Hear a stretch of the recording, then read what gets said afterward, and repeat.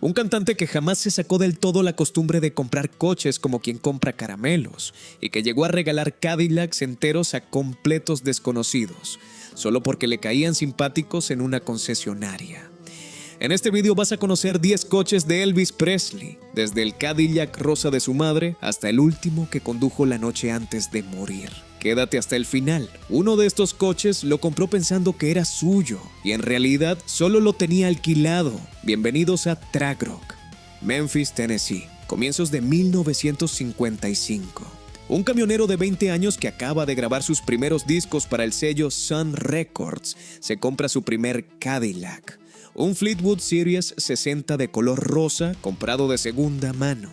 Apenas 3 meses después, un fallo en el forro de los frenos hace que el coche se incendie en plena carretera, entre las localidades de Hope y Texarkana, en Arkansas, quedando totalmente destruido.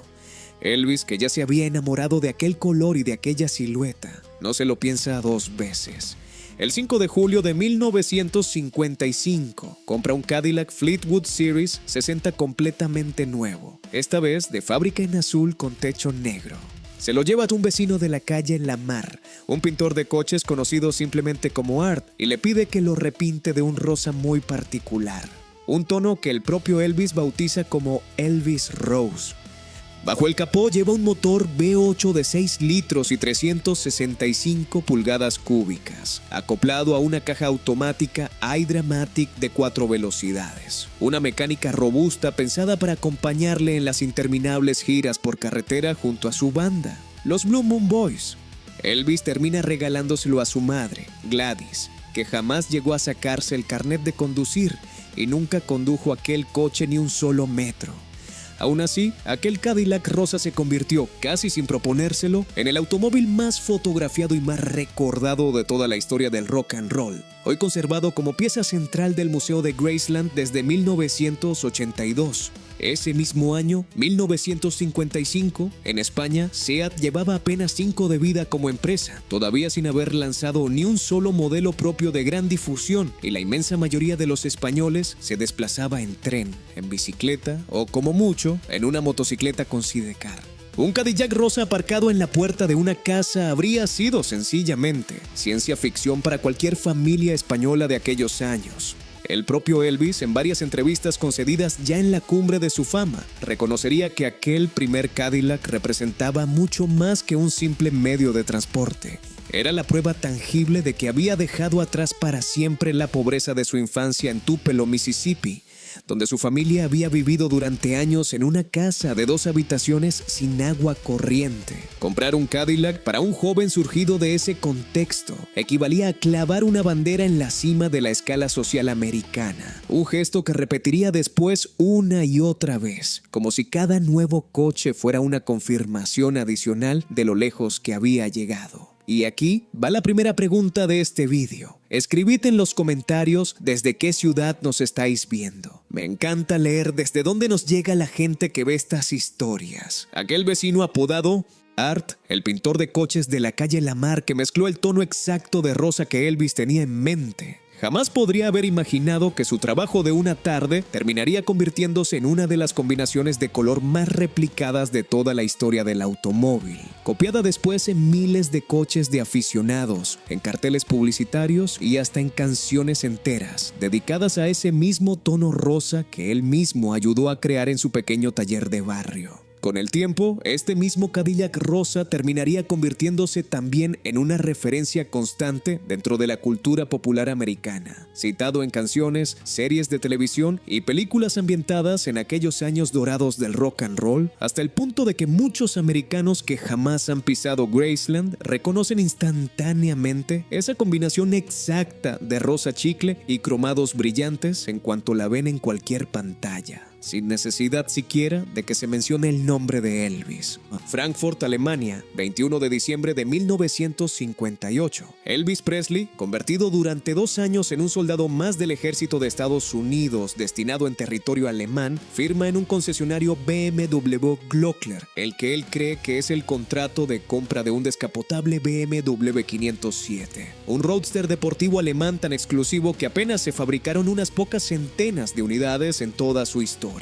El coche de segunda mano había corrido antes carreras pilotado nada menos que por el piloto Hans Stuck, una rareza dentro de una rareza. El problema es que el contrato estaba redactado enteramente en alemán, un idioma que Elvis no dominaba en absoluto, y lo que en realidad había firmado era un simple alquiler por el tiempo que durara su destino militar en el país. Cuando se acerca el momento de regresar a Estados Unidos, Elvis descubre que debe devolver el coche, no quedárselo. Lejos de desanimarse, en cuanto pisa de nuevo suelo americano, se compra uno de los primeros ejemplares de BMW 507 que llegan al mercado estadounidense, esta vez sin ninguna letra pequeña que se le pudiera escapar. Con el tiempo, Elvis terminaría teniendo 2 unidades de este mismo modelo. Una de ellas la pintó de color rojo, harto de que sus admiradoras aprovecharan cualquier semáforo en rojo para escribirle su número de teléfono con pintalabios sobre la carrocería blanca original. La otra se la regaló sencillamente porque le apetecía a la actriz suiza Ursula Andress, la primera chica Bond de la historia del cine. Uno de esos 2 BMW estuvo guardado en un almacén desde 1968 hasta 2014,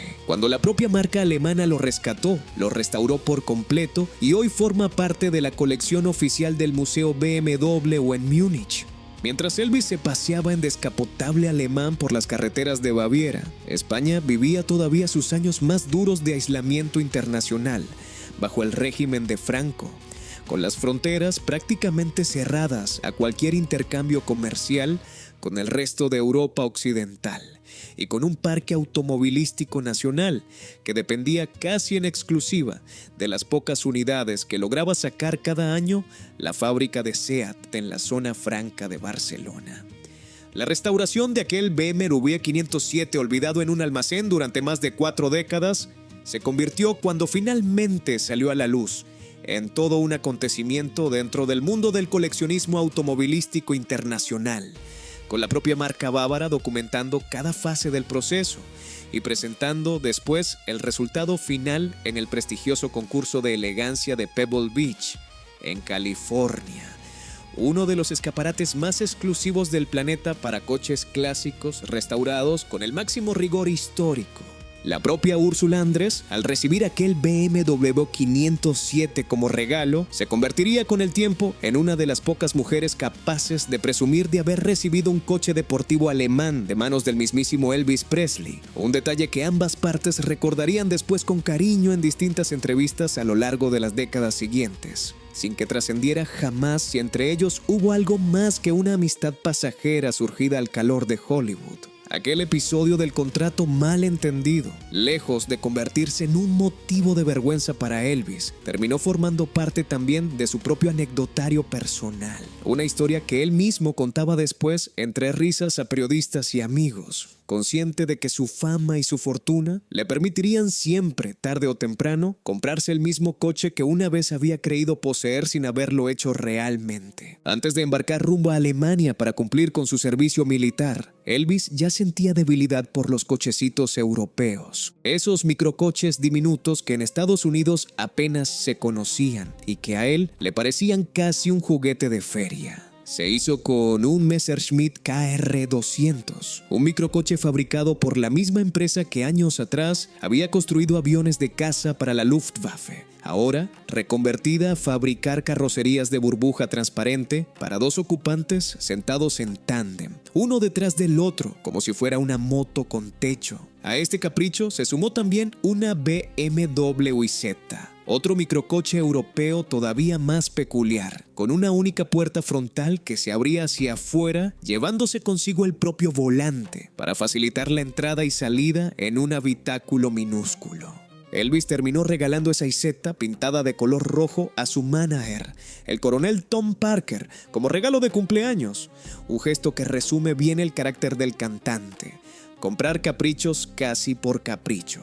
y luego repartirlos entre la gente de su círculo más cercano sin pensárselo 2 veces. Estos pequeños coches europeos con motores que apenas superaban los 300 centímetros cúbicos existían precisamente porque la Europa de posguerra necesitaba movilidad barata para una población que todavía no podía permitirse un automóvil convencional. España tuvo su propia respuesta a esta misma necesidad, el Biscooter, fabricado en Barcelona desde 1953 por Autonacional, un microcoche de plástico y aluminio con motor de solo 239 centímetros cúbicos. Pensado para la misma clase trabajadora que en Alemania compraba Isetas y Messerschmitts. La diferencia esencial es que mientras en Alemania estos microcoches eran una solución transitoria antes de dar el salto a coches más grandes, en la España de la autarquía franquista, el Biscooter representaba para buena parte de sus compradores el techo más alto al que podían aspirar, un límite económico que Elvis, con 23 años recién cumplidos y una fortuna creciente, ni siquiera concebía como límite. Para él, aquellos cochecitos eran solo un juguete más entre muchos otros mucho más grandes.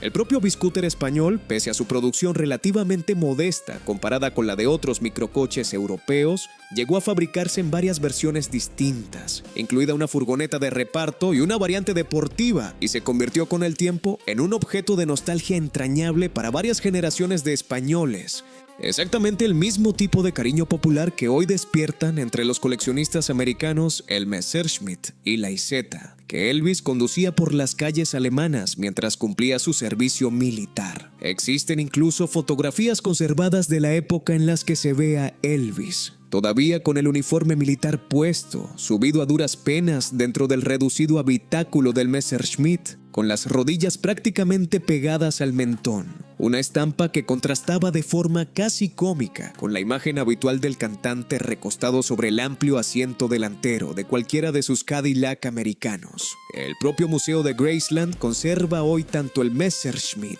como una réplica fiel de la Isetta regalada al coronel Parker, exhibidos ambos como testimonio de esa faceta menos conocida de Elvis, la del coleccionista de rarezas europeas, muy alejada de la imagen más popular del cantante siempre al volante de sus enormes Cadillac americanos bañados en cromo. 1960. Elvis acaba de licenciarse del ejército y regresa a Estados Unidos convertido en el mismo ídolo de masas que dejó atrás, pero con 2 años más de madurez y una cuenta bancaria todavía más abultada. Se compra entonces una limusina Cadillac Fleetwood Series 75 y decide llevarla a personalizar hasta límites que ningún otro cliente de la marca se había planteado jamás. Tapacubos bañados en oro, faros delanteros también chapados en oro y un interior equipado con teléfono, nevera, tocadiscos y hasta un televisor empotrado. Todo un pequeño salón de estar sobre 4 ruedas. El coche pasa a conocerse popularmente como el Cadillac de Oro, y es aquí donde entra en escena el coronel Tom Parker, el manager de Elvis, con una de sus ideas más audaces. En lugar de guardar aquella joya rodante en el garaje de Graceland, decide enviarla de gira por todo el país como si fuera una atracción de feria, exhibida en salas de exposición y escaparates de grandes almacenes, para que los fans que jamás podrían permitirse ver a Elvis en directo pudieran al menos tocar con sus propias manos el coche de su ídolo. Aquella misma estrategia de convertir un automóvil en herramienta de marketing puro y duro, algo que hoy cualquier departamento de comunicación reconocería sin esfuerzo, resultaba entonces bastante novedosa en la industria del espectáculo. El coronel Parker, cuyo verdadero nombre era Andreas Cornelis van Kuijk y que ocultaba cuidadosamente su condición de inmigrante neerlandés indocumentado en Estados Unidos, sabía mejor que nadie cómo exprimir cada elemento de la imagen de Elvis para generar ingresos adicionales, incluido un simple coche aparcado. En esa misma década de 1960, España empezaba a vivir sus propios años del llamado desarrollismo, con el Seat 600, convertido ya en el primer coche de miles de familias trabajadoras españolas, vendido por unas 65,000 pesetas de la época, una cifra que hoy, ajustada por la inflación acumulada, equivaldría a varios miles de euros actuales, y que entonces representaba más de un año entero de sueldo para un obrero medio. Si esta historia te está gustando, suscríbete al canal Tragrok y activa la campana. Nos quedan 6 coches más por descubrir,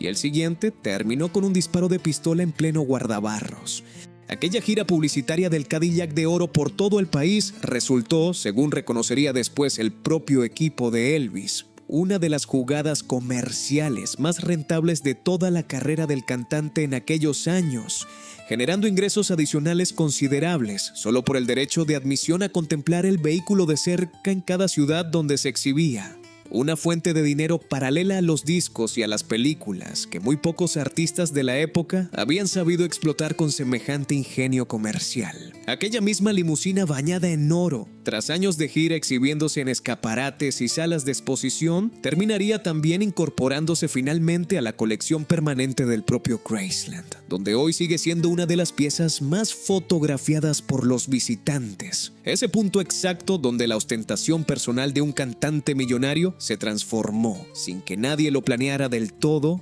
en una auténtica pieza de museo capaz de generar ingresos turísticos décadas después de su fabricación original. El propio Coronel Parker, tan hábil para monetizar cualquier aspecto de la imagen de su representado, llegaría incluso a vender fotografías y postales del Cadillac de oro en los propios puestos de recuerdos, instalados junto a cada parada de la gira. Un negocio paralelo que generaba beneficios adicionales, sin que el cantante tuviera que subirse a un escenario ni una sola vez. La prueba definitiva de que para Parker, cualquier objeto asociado a Elvis podía convertirse en una fuente más de ingresos. Diciembre de 1967. Elvis compra un Cadillac Eldorado Coupé de color dorado, matriculado ya como modelo de 1968, uno de los descapotables más deseados de toda la gama americana de aquel año. El coche se convierte rápidamente en uno de sus favoritos para moverse por Memphis, hasta que una mañana cualquiera, el motor sencillamente se niega a arrancar. La reacción de Elvis, ya convertida en leyenda repetida en incontables biografías, fue tan expeditiva como inesperada. Sacó una pistola y disparó directamente contra el guardabarros delantero derecho del propio coche, como si aquel gesto fuera a solucionar cualquier avería mecánica. Poco después de aquel incidente, Elvis decide desprenderse del Eldorado, pero no vendiéndolo a un desconocido, sino regalándoselo directamente a su suegro, el padrastro de su entonces esposa Priscilla, un gesto que se repetiría una y otra vez a lo largo de toda su vida adulta. Familiares, amigos, compañeros de banda, su tía Delta Mae Biggs, los propios padres de su novia Linda Thompson años más tarde, e incluso empleados anónimos que se cruzaban en su camino en el momento oportuno. Todos ellos terminaron, en algún punto, recibiendo un Cadillac de manos del propio Elvis, casi siempre sin que nadie se lo hubiera pedido. Esta costumbre de regalar coches de alta gama a prácticamente cualquiera que le cayera simpático convirtió a Elvis en una figura casi mitológica dentro de la cultura popular americana. El hombre capaz de llamar a un concesionario de Cadillac a medianoche y encargar varias unidades de golpe, simplemente porque se le había ocurrido en ese preciso instante, sin que nadie a su alrededor se atreviera jamás a llevarle la contraria. En la España de aquel mismo 1967, semejante generosidad automovilística resultaba sencillamente inconcebible. El propio Seat 850, lanzado ese mismo año como una versión más deportiva y accesible del utilitario nacional, seguía comprándose a plazos por la inmensa mayoría de las familias españolas, con listas de espera que en muchos concesionarios se prolongaban durante meses antes de poder recoger el coche recién salido de fábrica. Los mecánicos que trabajaron durante años en el garaje personal de Elvis en Graceland recordarían después, en distintas entrevistas concedidas a biógrafos del cantante, que este tipo de reacciones impulsivas frente a cualquier contratiempo mecánico eran bastante habituales en su forma de relacionarse con los coches. Para Elvis, un automóvil que fallaba en el momento equivocado no era simplemente una máquina con una avería técnica, sino casi una traición personal, algo que su propio temperamento explosivo no siempre sabía procesar con la calma que la situación merecía. El propio Priscilla Presley, ya divorciada de Elvis para cuando se fundó oficialmente el Museo de Graceland, jugaría un papel decisivo en la conservación y catalogación de todos estos vehículos, muchos de los cuales habían quedado dispersos entre distintos familiares y amigos tras la muerte del cantante, obligando a un auténtico trabajo de detective para localizar y, en algunos casos, recomprar coches que Elvis había regalado décadas atrás sin pensar jamás en su valor histórico futuro. Aquel gesto de regalar el Eldorado dañado a su propio suegro, en lugar de simplemente repararlo o venderlo, revela también algo sobre la dinámica familiar de Elvis en aquellos años. mantener buenas relaciones con la familia de Priscilla parecía importarle tanto como cualquier capricho automovilístico propio. Y un Cadillac de regalo, incluso con un pequeño agujero de bala en el guardabarros, resultaba un gesto de generosidad imposible de rechazar para cualquier suegro de la época. 1970. Un pequeño fabricante americano llamado Stutz Motor Car of America, resucitando un nombre histórico del automovilismo de lujo de los años 20 que llevaba décadas desaparecido, presenta un nuevo modelo bautizado Black Hawk, construido en realidad sobre el chasis y la mecánica de un Pontiac Grand Prix, pero vestido con una carrocería exclusiva y artesanal, que multiplicaba por varias veces el precio del coche original. El primer prototipo de color negro se entrega directamente a Elvis Presley por $26,500, una cifra que en aquel momento superaba varias veces el precio de un Cadillac de gama alta recién salido de fábrica. Elvis queda tan fascinado con aquel coche que pide al diseñador de carrocerías George Barris, el mismo que había creado el mítico Batmóvil para la televisión, que le personalice todavía más el interior. En los años siguientes compra otro Stutz negro en 1971, uno blanco en 1972 y finalmente en 1973 un Black Hawk 3 de color negro que se convertiría en su coche favorito de toda la década, el que más le gustaba conducir personalmente en lugar de dejarlo en manos de un chofer. Entre los clientes de esta misma marca exclusiva se contaban también Elton John, Frank Sinatra, Dean Martin y Jerry Lewis. Una lista que confirmaba al Stutz Black Hawk como el capricho definitivo de la aristocracia del espectáculo americano de los años 70.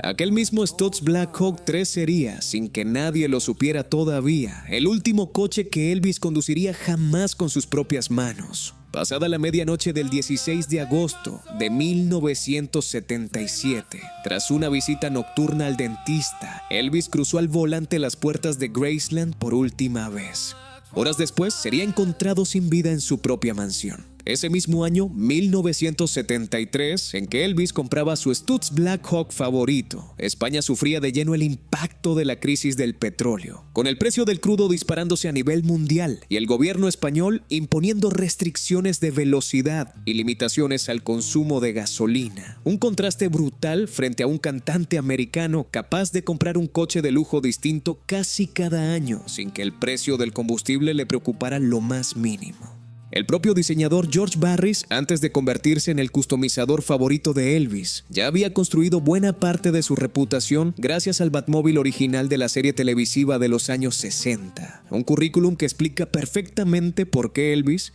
siempre atraído por lo espectacular y lo único, confió en él para dar los últimos retoques a un coche que ya de por sí resultaba extraordinariamente exclusivo, incluso sin ninguna modificación adicional. Aquella misma noche de agosto, según relatarían después distintos miembros de su círculo íntimo conocido como la Mafia de Memphis, Elvis se mostraba especialmente cansado y visiblemente afectado por los excesos acumulados de los últimos años, un deterioro físico que contrastaba dolorosamente con la energía desbordante del joven que 20 años antes había pintado de rosa su primer Cadillac, convencido entonces de tener toda una vida por delante para seguir coleccionando coches. Octubre de 1976. A poco menos de un año de su muerte, Elvis se decide por fin a comprar el único deportivo europeo genuino de toda su colección, un Ferrari Dino 308 GT4 adquirido de segunda mano, con motor V8 montado en posición central trasera y una carrocería italiana diseñada por Bertone,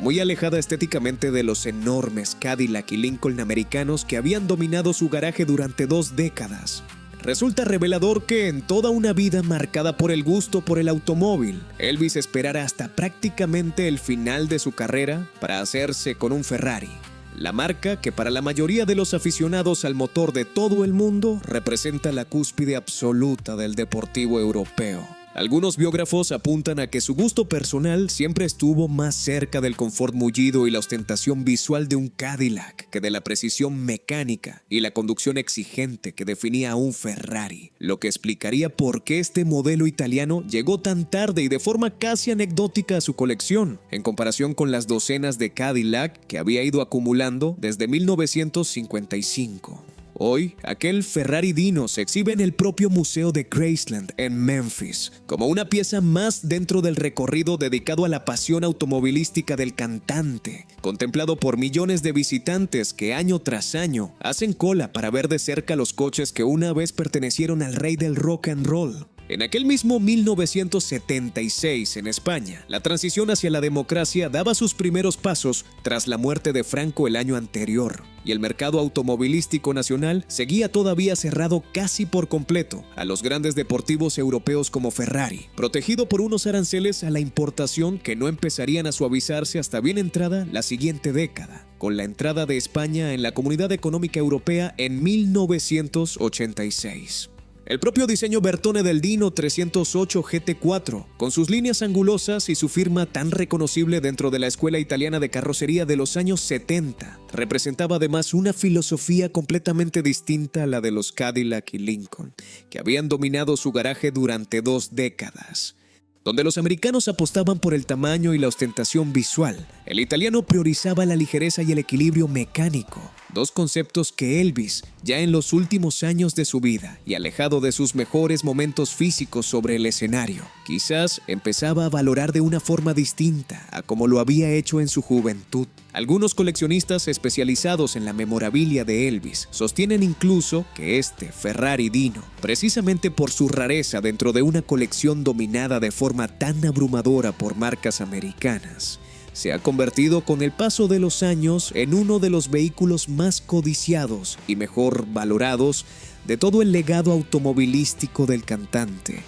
muy por encima de lo que su propio precio de compra original, ya de segunda mano, podría haber sugerido en su momento, 1970. Entre tanto Cadillac y tanto capricho americano, Elvis decide incorporar a su colección una limusina que representaba entonces el sumum absoluto del lujo automovilístico a escala mundial. Un Mercedes-Benz 600, presentado por la marca alemana en 1963 y convertido casi de inmediato en el vehículo predilecto de jefes de Estado y dictadores de medio planeta, entre ellos el propio Idi Amin en Uganda. Una compañía nada halagüeña, pero que confirmaba el estatus casi diplomático que aquel modelo confería a cualquiera que se sentara en su asiento trasero. A diferencia de la mayoría de sus otros coches que Elvis solía conducir personalmente siempre que podía, este Mercedes 600 se reservaba casi en exclusiva para desplazamientos con chofer. Un detalle revelador sobre cómo entendía él mismo las distintas categorías dentro de su propia colección. Unos coches eran para divertirse al volante y otros, como este imponente sedán alemán, eran simplemente para ser vistos llegando a un sitio con la máxima elegancia posible, sin necesidad de tocar él mismo el volante.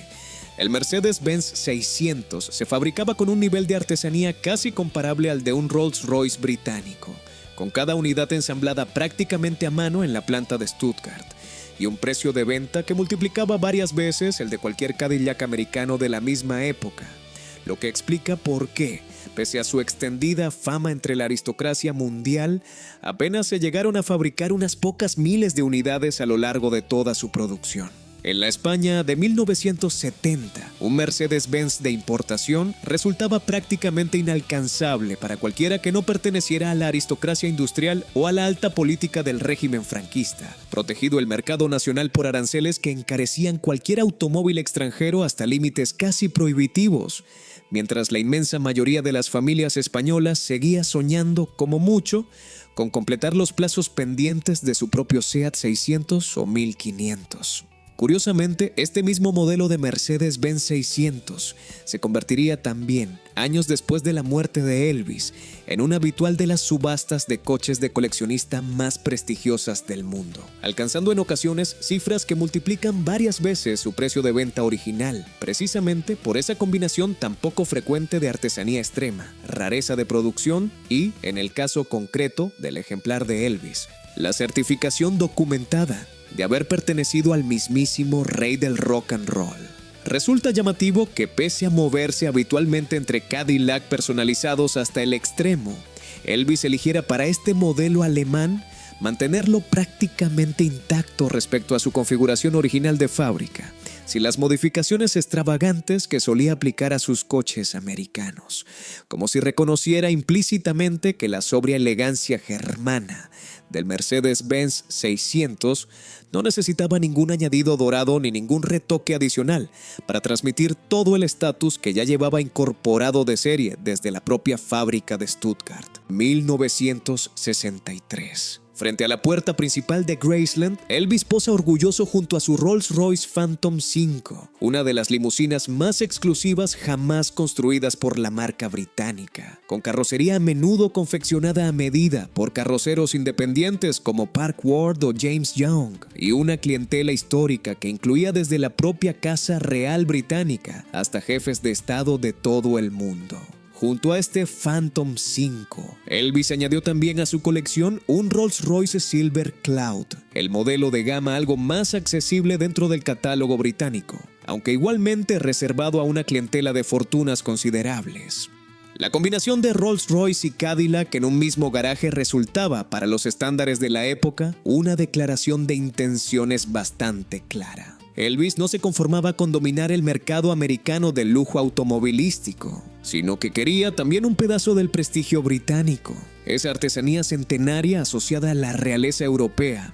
que ningún fabricante de Detroit, por muchos accesorios bañados en oro que instalara, podía replicar del todo. Curiosamente, a pesar de poseer estos dos Rolls-Royce, ninguno de ellos alcanzó jamás la fama popular del Cadillac rosa de su madre, ni la del Stutz Blackhawk de sus últimos años, quedando relegados en la memoria colectiva a un papel secundario dentro de la mitología automovilística de Elvis, pese a representar, en términos de prestigio y precio de fábrica, los coches objetivamente más caros de toda su colección. En aquel mismo 1963, España vivía ya en pleno boom turístico, con millones de visitantes europeos cruzando la frontera cada verano y trayendo consigo, en no pocas ocasiones, sus propios coches de gama alta, que despertaban una curiosidad casi infantil entre los españoles que los veían aparcados frente a los hoteles de la Costa Brava o la Costa del Sol, mientras el propio Seat 1500, el modelo más grande y prestigioso fabricado entonces en la zona franca de Barcelona, apenas empezaba a llegar a los concesionarios nacionales. Los carroceros británicos independientes como Park Ward o James Young, mencionados anteriormente, trabajaban directamente bajo encargo para cada cliente particular de Rolls-Royce, lo que significaba que ningún Phantom 5 era exactamente igual a otro. Una filosofía de personalización artesanal muy distinta de la producción en cadena, aunque igualmente lujosa, que caracterizaba a los Cadillac americanos que Elvis compraba con tanta frecuencia, siempre salidos de la misma línea de montaje en Detroit, con variaciones mucho más limitadas entre unidades. Los archivos fotográficos de Graceland conservan varias instantáneas de estos dos Rolls-Royce aparcados codo con codo junto a alguno de los Cadillac de Elvis. Una estampa que resume perfectamente la filosofía coleccionista del cantante. Nunca conformarse con dominar un solo segmento del mercado del lujo, sino ir sumando ejemplares de las marcas más prestigiosas de cada continente, como si cada nueva incorporación fuera una pieza más de un rompecabezas personal que solo él mismo entendía del todo. 16 de agosto de 1977. Elvis Presley muere en su propia mansión de Graceland, apenas unas horas después de haber cruzado sus puertas al volante del Stutz Blackhawk 3 que tanto le gustaba conducir. Deja atrás una colección de automóviles que, sumada a lo largo de más de 2 décadas, incluye docenas de Cadillac, varios Lincoln, 2 Rolls-Royce, un Mercedes-Benz, un Ferrari, varios Stutz y un puñado de microcoches europeos comprados casi por capricho durante su época militar en Alemania. Pero más allá de la lista concreta de modelos, lo que hace única la relación de Elvis con el automóvil es esa costumbre suya, repetida una y otra vez a lo largo de toda su vida, de regalar coches a completos desconocidos. Existen decenas de anécdotas documentadas de empleados de banco, enfermeras e incluso simples viandantes que se cruzaron con Elvis en el momento oportuno, elogiaron algún coche aparcado cerca y terminaron, para su propia sorpresa, marchándose a casa al volante de un Cadillac nuevo pagado en efectivo por el propio cantante. Ningún otro artista de su generación practicó la filantropía automovilística con semejante frecuencia, ni con semejante despreocupación por el gasto. Hoy, la colección de coches de Elvis se exhibe de forma permanente en el Museo Presley Motors, un edificio anexo a la propia mansión de Graceland en Memphis, visitado cada año por cientos de miles de admiradores llegados de todos los rincones del planeta, entre ellos no pocos españoles que hacen escala en Tennessee durante sus viajes por Estados Unidos, exactamente el mismo tipo de turista curioso que unas décadas antes se paraba frente a un Rolls-Royce aparcado en la Costa Brava.